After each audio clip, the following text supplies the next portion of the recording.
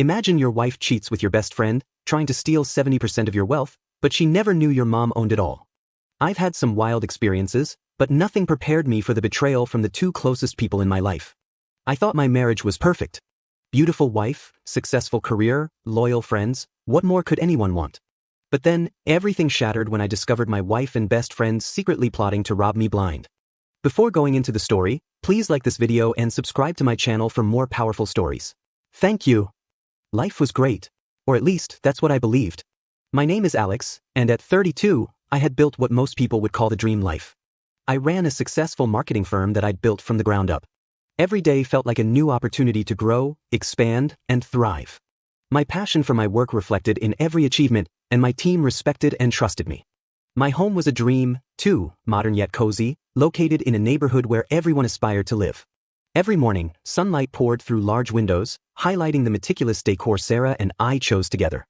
My car, a sleek and shiny symbol of success, was parked in the driveway, a daily reminder of the long hours and dedication I'd put into building this life. Sarah was my wife, beautiful in ways words couldn't fully capture, charming with a laugh that could brighten even my worst day, and intelligent enough to hold her own in any conversation. We'd met at a business seminar where she instantly caught my eye, confidently debating ideas with seasoned entrepreneurs. Her presence was magnetic, and I was hooked from the very first moment. We traveled the world together, sharing adventures and creating memories. From romantic dinners on rooftops in Paris to spontaneous hikes in New Zealand, our bond felt genuinely unbreakable. Late-night conversations about dreams, fears, and ambitions made us feel invincible. I thought I had found my forever partner. Then there was Jake, my best friend, practically a brother. We'd known each other since our college days. Jake had been there for every milestone, from our first business ideas scribbled on coffee shop napkins to celebrating each other's successes late into the night. He was always the first to cheer me on and the last to leave when times got tough. I trusted him implicitly. But sometimes, beneath the surface of perfection, secrets linger. Looking back now, I wish I'd noticed sooner that things weren't quite as they appeared. At first, the changes seemed small, almost insignificant. Sarah started spending more time away from home, claiming she had taken up new hobbies like yoga and pottery classes. She seemed distracted, often lost in her thoughts. Our conversations, once deep and effortless, became shorter and more superficial. Meanwhile, Jake became increasingly distant. He canceled our usual weekend hangouts, often at the last minute, with vague excuses about work and family obligations. Our friendship, which had felt unbreakable, began to feel strained and awkward. I dismissed my concerns as paranoia or stress-induced anxiety. After all, we were adults, people get busy, life changes, right? But something inside me kept nagging. Late one night, unable to sleep, I walked downstairs for some water. Sarah's laptop was left open on the kitchen counter, screen glowing softly in the dark. A notification popped up, a message from Jake. My heart skipped a beat, curiosity quickly turning into dread. "I can't wait to be with you again," Jake's message read. My mind raced. My hands trembled as I scrolled through their conversation, each message more explicit and shocking than the last. Their words painted a clear picture: betrayal, lies, deception. Sarah wasn't just cheating, she and Jake had a plan. "Soon, we'll have everything we've dreamed of," Sarah wrote. "Alex will never suspect a thing." My vision blurred as tears filled my eyes. The betrayal cut deeper than I ever thought possible. The two people I trusted the most had planned to destroy me for their own selfish gain. In that devastating moment, I realized my perfect life had been built on illusions and lies. The first cracks had appeared, and they threatened to shatter everything. From that night on, everything felt different. Each smile Sarah gave felt hollow, every laugh forced. Every time Jake texted me, pretending nothing was wrong, it felt like a dagger twisting deeper into my chest. Pretending everything was normal became excruciating, but I knew I had to uncover their full plan before confronting them. I began observing them closely, catching subtle glances exchanged during dinners and secretive whispers when they thought I wasn't looking. My heart broke a little more each day, but I needed solid proof. Something that couldn't be twisted, manipulated, or explained away. One evening, I overheard Sarah talking quietly in our bedroom. Her tone was hushed yet eager, each word dripping with anticipation. I pressed my ear to the slightly open door, holding my breath. "Jake, we just need to be patient a little longer. The lawyer says if we play our cards right, I'll walk away with at least 70% of everything," Sarah whispered confidently. My heart hammered against my ribs. They had meticulously planned their betrayal, not only emotionally, but financially as well. Sarah had been consulting a lawyer, meticulously plotting how to claim emotional distress and fabricating infidelities on my part to maximize her claim. I stood there, frozen in disbelief, rage boiling inside me. How could they be so ruthless, so heartless? Yet, even in my darkest moment, a tiny spark of hope ignited. They didn't know everything. They didn't know the truth about my assets. Suddenly, I realized that maybe, just maybe, I had the power to flip their entire plan upside down. The realization gave me renewed strength. I knew exactly what needed to be done, gathering undeniable evidence. I contacted a private investigator, providing them with every detail I knew. Though it felt extreme, I couldn't afford to leave anything to chance. Days turned into weeks, each one filled with anxiety, anger, and anticipation. Every smile, every false reassurance from Sarah and Jake tested my patience, but I played my role perfectly, keeping my suspicions hidden beneath a carefully constructed facade. Finally, the investigator returned with a thick folder full of evidence, photos, recorded conversations, financial documents outlining their plans. It was all there, laid bare in cold, undeniable truth. Their betrayal was even deeper and darker than I'd imagined. With proof in hand, I felt a mix of sorrow and empowerment. Now, the tables had turned. It was time to confront them, but this time, I would control the narrative. This time, they would see what it felt like to have their world collapse around them. The stage was set for the confrontation of a lifetime. My heart pounded as I arranged a dinner at home, acting as if nothing was amiss. Sarah, oblivious to my discovery, cheerfully prepared the meal, laughing and chatting about trivial things. Jake arrived shortly after, offering a friendly hug and a casual smile, both hiding dark intentions. We sat at the table, the tension in my chest masked by a carefully crafted smile. After a few bites, I decided it was time. Clearing my throat, I looked Sarah straight in the eyes and said, "Sarah, there's something I need to talk to you about." She raised an eyebrow, surprised yet curious. Jake shifted nervously in his seat. "I know about you too," I stated calmly, my voice steady despite my racing heartbeat. Sarah's eyes widened in shock, panic flashing across her face. Jake's jaw tightened, eyes darting nervously around the room. "Alex, what are you?" Sarah stammered, trying to feign innocence. "Stop," I interrupted, placing the thick folder of evidence on the table. Photos slid out, recordings and transcripts peeking from beneath. "I have everything. Your texts, your plans, your lawyer strategies. Did you really think you could get away with this?" The color drained from Sarah's face as Jake slumped in his chair, looking utterly defeated. Yet, Sarah quickly recovered, defiance flickering in her eyes. "Fine," she hissed, regaining composure. "I'll admit it. And yes, I will take what's rightfully mine. You owe me, Alex. 70% of everything."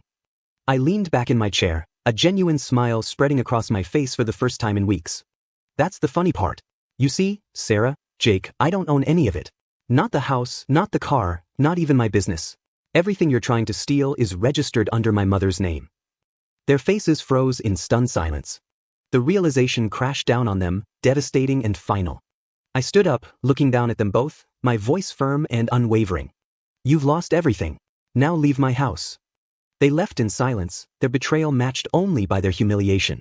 As the door closed behind them, I felt a wave of relief wash over me. Justice was served, and I had reclaimed my dignity. Now it was time to rebuild, stronger and wiser than before. The silence after their departure felt both liberating and heavy. I wandered through the house, memories lurking in every corner. Each photograph, every piece of furniture had once symbolized happiness, but now only echoed their deceit. Days passed slowly, filled with waves of sadness, anger, and relief. My mother visited often, her support unwavering. She reminded me daily that this wasn't the end, it was a new beginning. Her strength became my inspiration. Work became my refuge. I poured myself into my business, focusing on growth and innovation. My employees, unaware of the turmoil in my personal life, noticed a newfound intensity and drive in me. Deals closed faster, projects expanded, and opportunities seemed limitless. Yet, rebuilding trust was harder. Every new connection, whether personal or professional, brought skepticism and hesitation. It felt impossible to fully trust anyone again, but gradually, I learned to discern sincerity from manipulation. My true friends rallied around me. Their genuine concern and loyalty provided comfort, proving that authentic relationships still existed. I even started counseling, a step I'd never thought I'd take, which taught me more about resilience and healing than I'd ever imagined. One evening, as I stood alone on the balcony, overlooking the city lights, I realized how far I'd come. My heart, though scarred, was healing. My life, though dramatically altered, was mine again. The betrayal had nearly broken me, but instead, it had transformed me into someone stronger, wiser, and more compassionate. I finally felt ready to let go of the past and embrace whatever the future held. Life after betrayal isn't easy, but the sunrise that followed those dark days felt brighter than ever. Each morning brought renewed strength and determination. I gradually filled the void left by Sarah and Jake with new passions, new connections, and, most importantly, a new perspective. My work continued to thrive, gaining recognition and expanding beyond my wildest dreams. Business trips introduced me to inspiring people and diverse cultures, teaching me that life had far more to offer than I had previously realized. One such trip brought me to Italy, where, amidst ancient architecture and delicious cuisine, I rediscovered the simple joy of living. It was there, on a quiet afternoon in a quaint cafe, that I met Elena. Warm, genuine, and effortlessly charming, Elena was everything Sarah had pretended to be, yet authentically so. Our conversations were easy, filled with laughter and sincerity. Elena listened to my story without judgment, offering empathy instead of pity. She showed me that trust could still exist, that true connections could form even after deep wounds. When I returned home, my perspective was forever changed. I nurtured friendships, both old and new, realizing their value. I made conscious decisions to surround myself with people who valued honesty, integrity, and genuine care. My mother watched me with pride, recognizing the profound growth I had undergone. Months later, when Elena visited my city, our connection only deepened. She became a beautiful part of my life, not as a replacement, but as a fresh start. Her presence reminded me daily of life's endless possibilities. In hindsight, the betrayal that nearly destroyed me had become the catalyst for my transformation. It taught me to appreciate authenticity, resilience, and the sheer beauty of new beginnings. Finally, I felt ready to fully embrace the happiness that had been patiently waiting for me. With time, the sting of betrayal turned into a quiet strength. I realized that what happened to me could happen to anyone, no matter how careful or trusting they are. And while I couldn't change the past, I could use it to shape a better future, for myself and for others. I began mentoring young entrepreneurs, not just in building businesses, but in protecting their personal and financial well-being. I spoke about the importance of setting boundaries, keeping detailed records, and not placing blind trust in anyone, no matter how close they seem. Friends and strangers alike started reaching out, sharing their own stories of betrayal. It was humbling to see how my experience could offer them comfort and guidance. Slowly, I came to see my ordeal not just as a personal tragedy, but as a hard-earned lesson I could pass on. Elena stood by me through all of it, encouraging me to share my voice. She reminded me that our scars don't make us weaker, they're proof that we survived. Her belief in me made my message stronger, more authentic. And my mother, my silent guardian, remained my greatest supporter. Her foresight in protecting my assets had not only saved my livelihood but had given me the space to rebuild my life without being dragged down by legal and financial ruin. Looking back now, I don't see my story as one of loss, but one of transformation.